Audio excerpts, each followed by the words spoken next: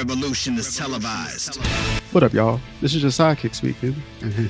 As bright and as bushy-tailed as someone who danced for hours and hours over this past weekend at the 2025 Capitol Congress. And while reflecting on how great that event was, it is also time to talk about the next episode of the KB podcast as we're wrapping up to the month of July. But before we do, we still have a few days left in June, so let's walk that walk first. We exit June as big as we entered it as we're 2 months into our maiden voyage. And this week, we do it with another history lesson. How?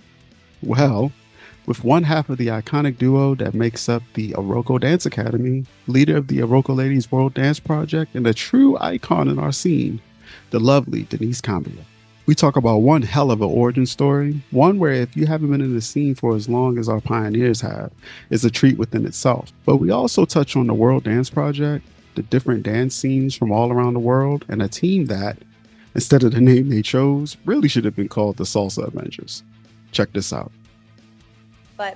And then Yamule for a year, New York Movement. If you don't know New York Movement, you have to look up New York Movement. This was an all-star team that was together for 4 or 5 years. It was Fausto, Delia, Ernesto, Denisse, Veronica, Jacob, Edwin.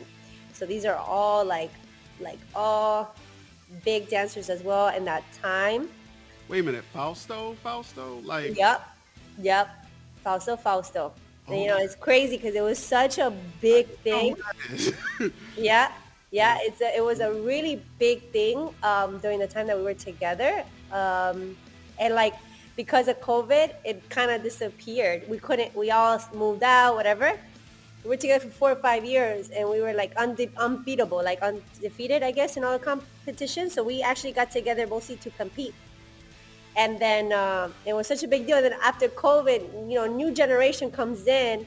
But like you said, like people don't know, and that's totally understandable. And a lot of people don't know about that team until you look it up, and you're like, oh shoot, these are really cool. And I think we were really good together. Like there's no director. It was just like an all-star team, just trying to push each other to compete only to like be the best we can be. The KB Podcast, this Thursday at 8 p.m.